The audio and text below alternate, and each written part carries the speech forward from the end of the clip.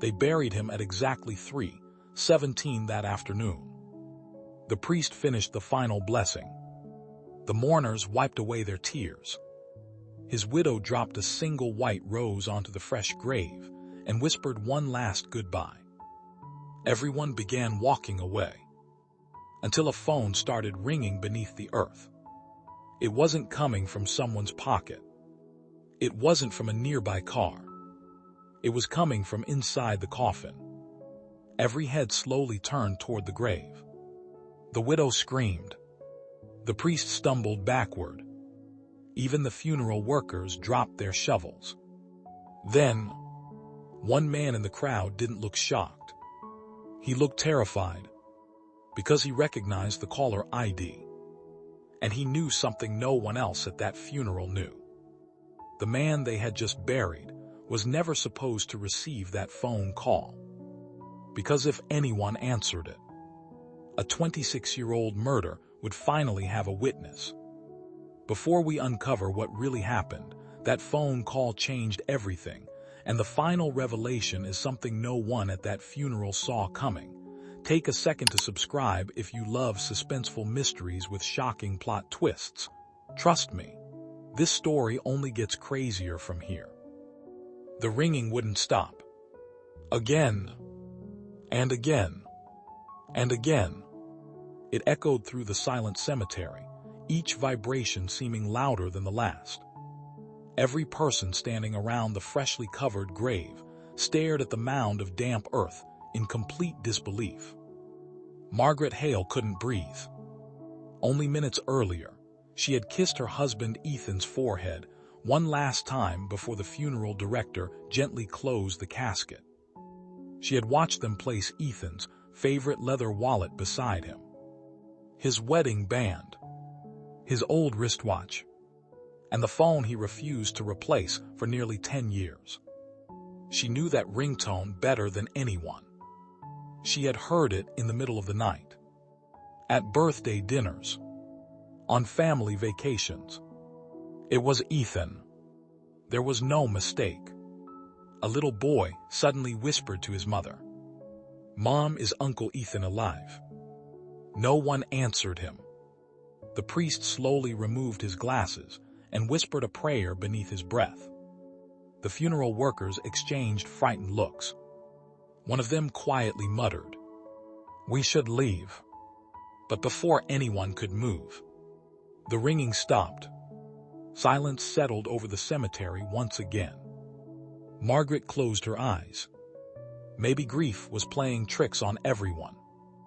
Maybe another phone nearby had the same ringtone. Maybe. Biziziziziti. The phone vibrated again. This time, the sound was unmistakably coming from beneath the freshly buried coffin. Several mourners stumbled backward. One elderly woman crossed herself before hurrying toward her car.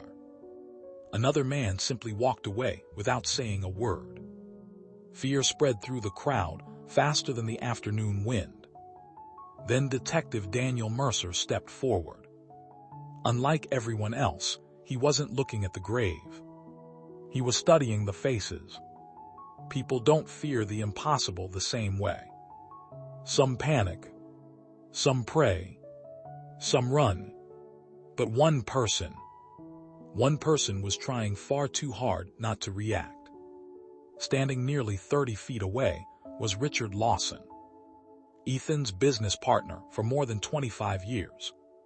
His expensive black suit was perfectly pressed. His face remained expressionless. Yet sweat trickled slowly down the side of his neck despite the cold breeze. His eyes weren't fixed on the grave. They were locked on Ethan's widow, as though he feared she might do something. Daniel noticed something else. Richard quietly slipped his hand into his pocket, pulled out his own phone, looked at the screen, and for just a fraction of a second, his face turned completely white. He immediately declined the call. Then, without saying a single word to anyone, he turned around and started walking rapidly toward the cemetery exit. Not running, Not speaking. Just leaving. Daniel's instincts screamed. People run from ghosts. Only guilty people run from the truth. As Richard reached the cemetery gate, Daniel called after him. "Mr. Lawson." Richard froze. Without turning around, he asked quietly, "What?" Daniel took one slow step forward. "Who were you expecting to answer that phone?" Richard's shoulders stiffened. For several long seconds, he said nothing. Then he looked back with eyes filled not with grief, but with pure terror, and whispered 6 words that made Daniel's blood run cold. That number was disconnected yesterday. Before Daniel could ask another question, Richard got into his car, locked the doors, and sped out of the cemetery, leaving behind one question no one could answer. If Ethan's phone had been disconnected before he died, then who was calling the dead? Detective Daniel Mercer couldn't shake Richard Lawson's final words. That number was disconnected yesterday. It wasn't fear of ghosts. It was fear of evidence. As the cemetery slowly emptied, Daniel walked over to Margaret, who sat alone on a stone bench, unable to take her eyes off her husband's fresh grave. Her hands trembled so badly, she could barely hold the handkerchief in her lap. Daniel sat beside her. "Mrs. Hale, I need to ask you something." She nodded silently. "Did Ethan ever mention receiving threats?" Margaret hesitated. For a long moment, she stared at the ground. Then tears filled her eyes. 3 weeks ago, he changed. Daniel leaned forward. "What do you mean?" "He stopped sleeping. He checked the locks every night. He started deleting old photographs. And every time his phone rang, he'd leave the room before answering." Daniel's expression hardened. "What did he tell you?" Margaret swallowed. "He kept saying the same thing. If anything happens to me, don't trust anyone from the company." Daniel's pulse quickened. "Anyone?" She nodded. "Not even Richard." At that moment, Daniel knew this wasn't an accident. It wasn't a random death. Someone had been hunting Ethan long before the funeral. Then Margaret reached into her purse. "I almost forgot." She pulled out a small brown envelope, worn at the edges. "He gave me this the night before he died." Daniel carefully opened it. Inside was a handwritten note. Only one sentence. "If you're reading this, they were faster than I expected." Folded behind the note was a tiny brass key. No address. No explanation. Just the number. 317. Daniel looked up. "What does this open?" Margaret shook her head. "I've never seen it before." Before either of them could say another word, Daniel's own phone vibrated. An unknown number. He answered. Silence. Then, a man's voice. Weak. Distorted. Almost as if it had been recorded years ago. "Daniel." His heart stopped. He had never given anyone at the funeral his name. The voice continued. "If you're hearing this, don't open the grave." Daniel's grip tightened around the phone. "Open the locker." The recording crackled violently. Locker 317. Then the line went dead. Daniel stared at the brass key lying in his palm. Neither he nor Margaret had mentioned the number aloud. No one else had seen it. Yet somehow, the caller knew. A cold chill crawled down Daniel's spine. He played the voicemail again. This time Margaret gasped. She covered her mouth with both hands. "No. No."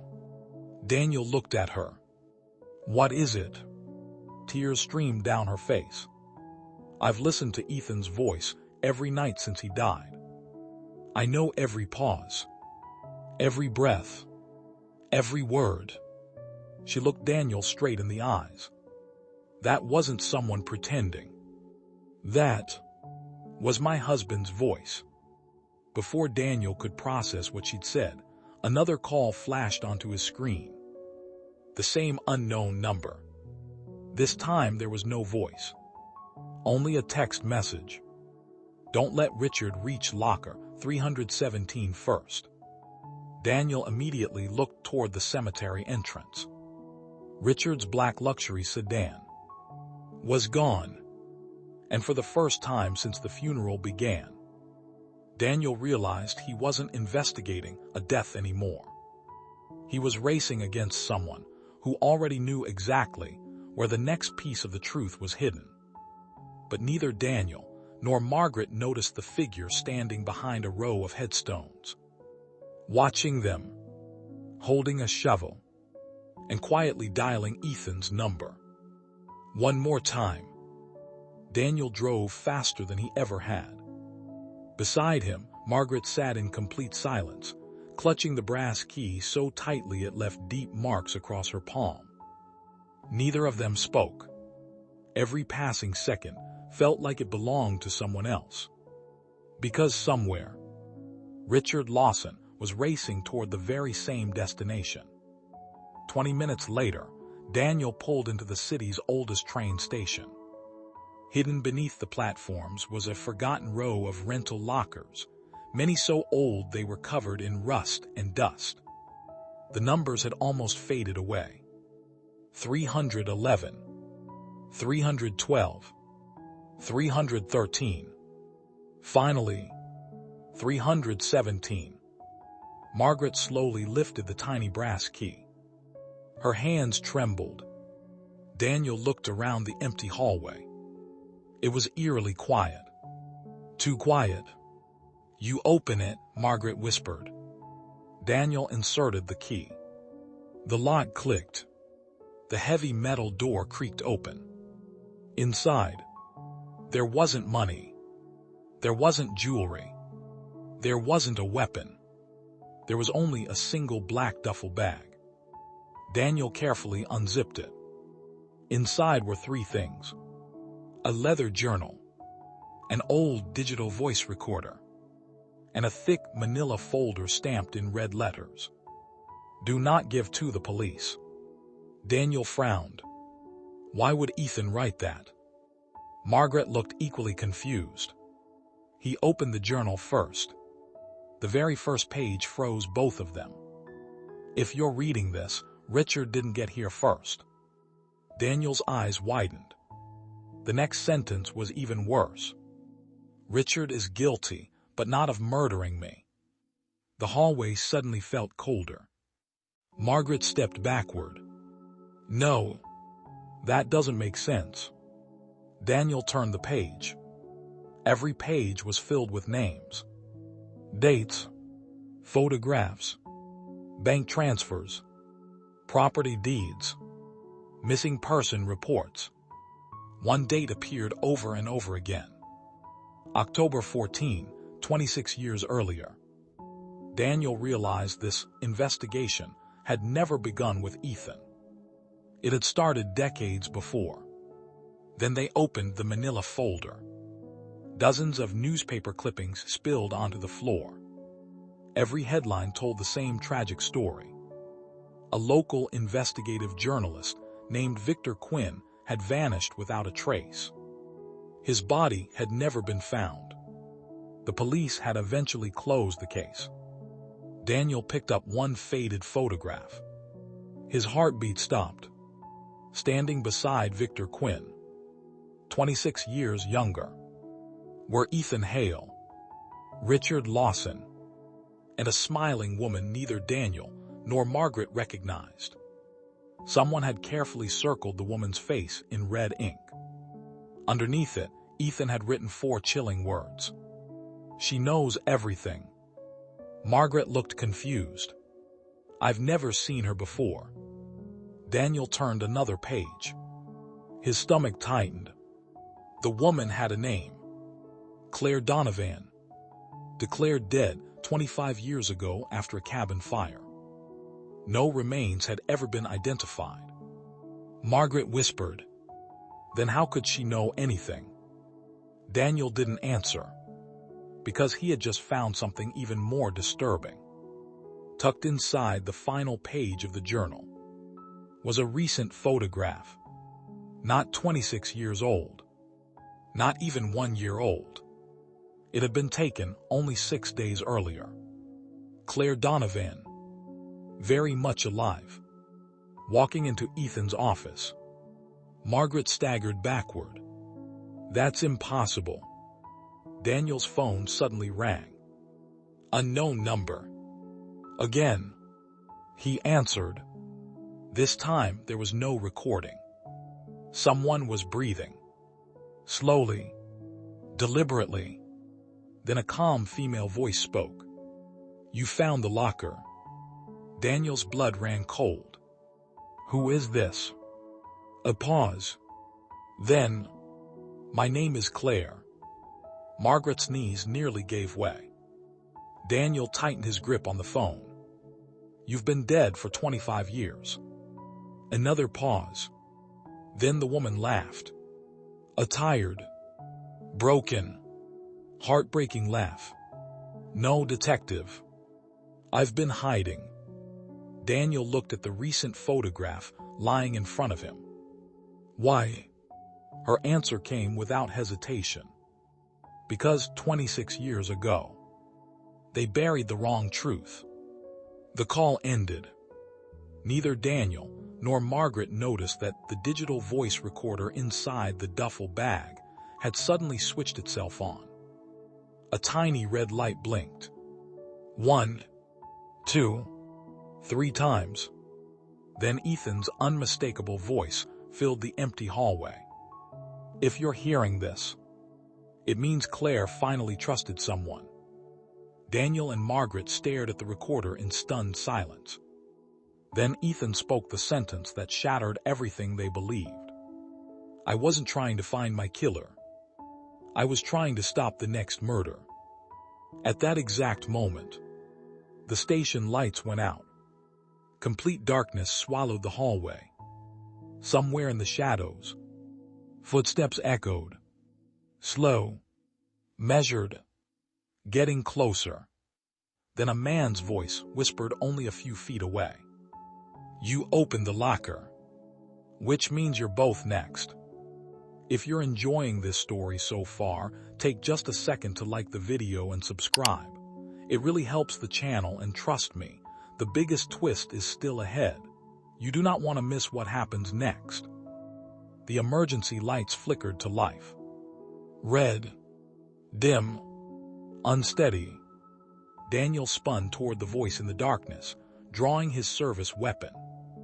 Who's there? No answer. Only the echo of footsteps moving farther away. He rushed down the corridor.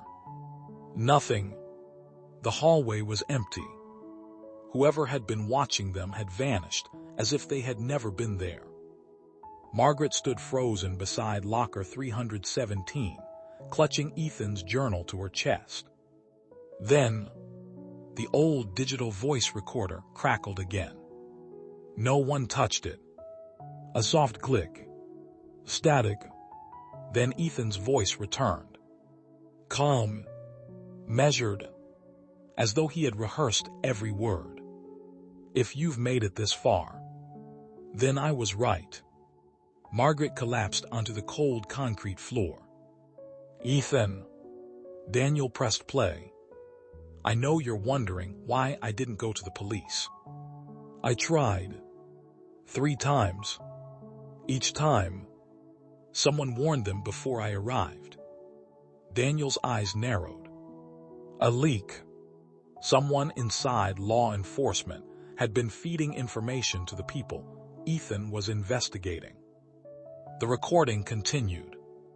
I stopped looking for my killer months ago, because I finally understood something. I wasn't the target. Daniel looked at Margaret. Neither of them spoke. Then Ethan finished the sentence. You are. Margaret's face drained of all color. Her breathing became shallow. The recorder continued. If I'm dead, they'll believe the evidence died with me. They'll come out. They'll make mistakes. They'll expose themselves. I needed them to think they'd won. Daniel suddenly understood. The funeral. The phone calls. The locker. None of it was random. It had all been planned. Not after Ethan's death. Before it, every impossible event had been designed to force someone into panic. Someone guilty. Then the recorder clicked again. A second recording began. This one sounded different. Older. Almost 26 years old. A younger Ethan whispered urgently. If anyone ever hears this. Victor didn't disappear. Daniel's heart pounded. He was murdered. Margaret covered her mouth. A second voice entered the recording. Victor Quinn. Terrified. They know I copied the files. A loud crash echoed through the recording. Someone shouted. Another voice screamed. Then, a gunshot. Silence. Daniel's hands trembled. The recording wasn't describing the murder. It had captured it. Every second. Every voice. Then one final sentence. Spoken by a man. Clear. Cold. Deliberate. No witnesses. The tape stopped. Margaret whispered. My God. Daniel immediately rewound the last 5 seconds. He played the voice again. This time, his blood ran cold. He knew that voice. Not from the investigation. Not from the company. From the funeral. It belonged to the priest. Before Daniel could process the realization, his phone vibrated. Another unknown number. He answered immediately. Claire. Instead, a little girl's voice answered. Barely older than 10. Please. You have to help my mommy. Daniel froze. Who are you? My name is Lily. My mommy says you found Daddy's journal. Margaret looked confused. Daddy. The child continued crying. They're coming. They know where we are. Margaret whispered. Claire has a daughter. The child answered before Daniel could ask. No. My mommy is Claire. And my daddy was Ethan. The world seemed to stop. Margaret couldn't breathe. She stared at the phone as if it had become something alive. No. That's impossible. I was married to Ethan for 23 years. The little girl spoke through tears. My mommy told me. You were never the woman he was trying to protect. Margaret felt the journal slip from her hands. Every page scattered across the floor. Every memory of her marriage shattered in an instant. Then Claire's voice came onto the line. Exhausted. Terrified. Margaret. I'm so sorry. I wanted you to hear the truth from Ethan. But there's no time anymore. They've found us. A deafening crash echoed through the phone. Glass exploded. Lily screamed. A man shouted. The line filled with chaos. Then Claire whispered 6 words that made Daniel's heart stop. Richard wasn't the mastermind. A gunshot thundered through the call. The line went silent. Margaret screamed Claire's name. No answer. Daniel stared at the phone in disbelief. Richard had been a pawn. Not the mastermind. Which meant the real architect of 26 years of lies. Had attended Ethan's funeral. Had listened to every prayer. Had comforted the grieving family. Had blessed the coffin. And all along, He had been standing only a few feet away from the man he had spent decades trying to silence. As Daniel slowly looked back at the old recording, he realized something else. The priest's face appeared in one of Victor Quinn's photographs, taken 26 years earlier. He hadn't simply witnessed the beginning of the conspiracy. He had helped create it. For several seconds, no one spoke. Margaret sat on the cold station floor, staring blankly at Ethan's journal. 23 years of marriage. Every anniversary. Every promise. Every memory. Had there really been another woman? Another child? Daniel gently picked up the photograph of Claire and the little girl. He looked closer. Then something caught his eye. On the back of the photograph, Ethan had written one sentence. "Not my family, the family I failed to save." Daniel froze. Margaret looked up. "What is it?" He handed her the picture. Tears rolled down her cheeks as she read the words. The child wasn't Ethan's daughter. 26 years earlier, Victor Quinn had been exposing a powerful network that laundered money through Ethan and Richard's construction company, without Ethan realizing who was truly behind it. When Victor uncovered the truth, he was murdered. Claire escaped with her infant daughter, Lily. Ethan had spent the rest of his life protecting them in secret. Not because Claire was his lover, because she was the last living witness. Margaret buried her face in her hands. For the first time since the funeral, she smiled through her tears. "You never betrayed me. You were keeping a promise." Daniel suddenly understood why Ethan had hidden everything, even from his wife. The fewer people who knew, the fewer lives the conspiracy could destroy. At that moment, Daniel's phone vibrated again. The same unknown number. One final call. He answered. This time, Ethan's voice came through clearly. "Not a live call. The final scheduled recording. If you're hearing this, it means you've reached the end." Daniel and Margaret listened in silence. "I never knew who would kill me, but I knew what greed would make them do. They would chase every clue. They would destroy every witness. And eventually, they would come for the last piece of evidence." Daniel looked at the digital recorder.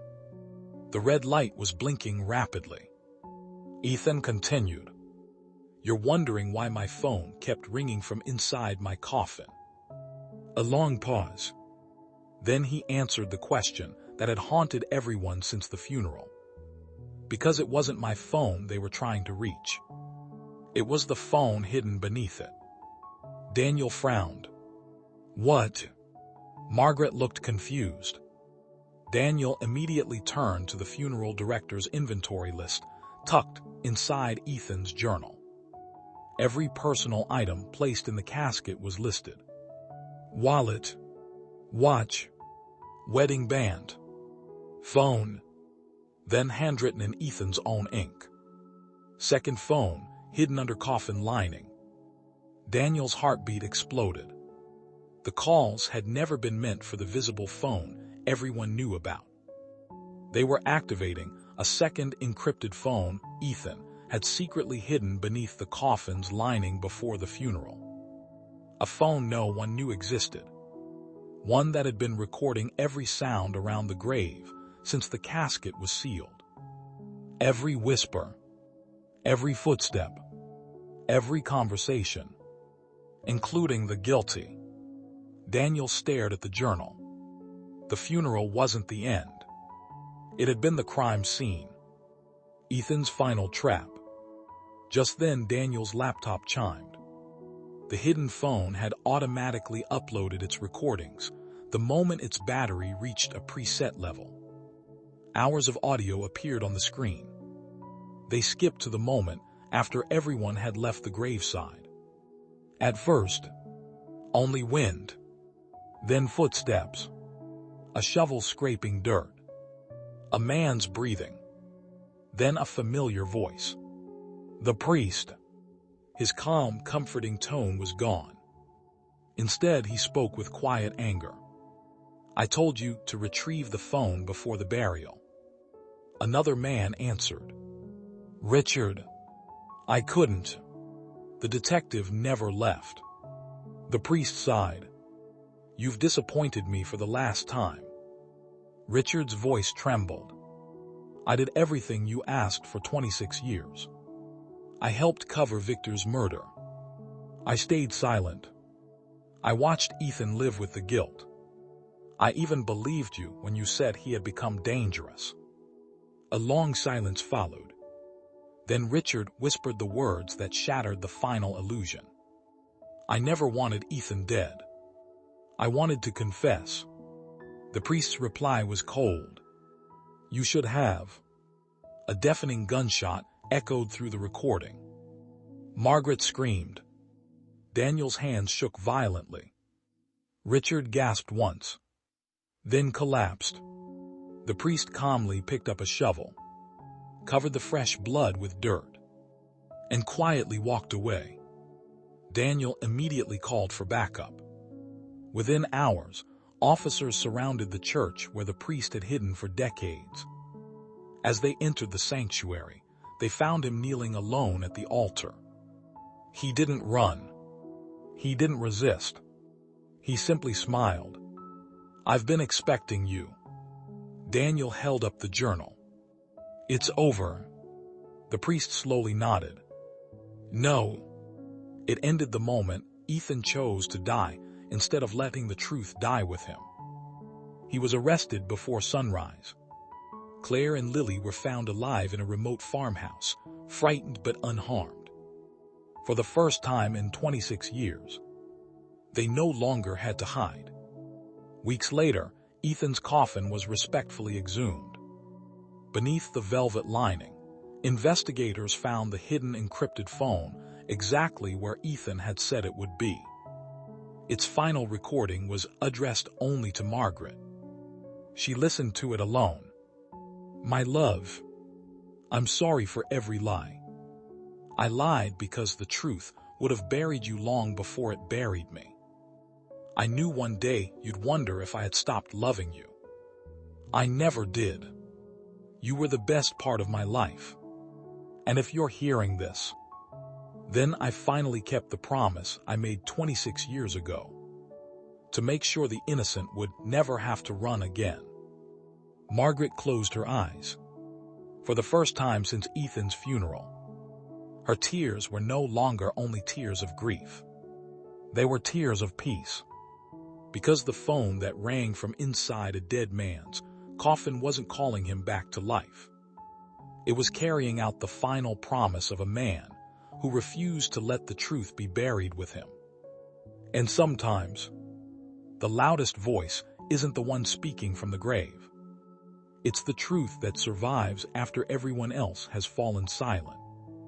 If this story kept you guessing until the very last moment, let us know in the comments which twist shocked you the most. And if you enjoy suspenseful stories with emotional endings and unforgettable mysteries, don't forget to like this video, subscribe to the channel, and turn on notifications so you never miss the next story.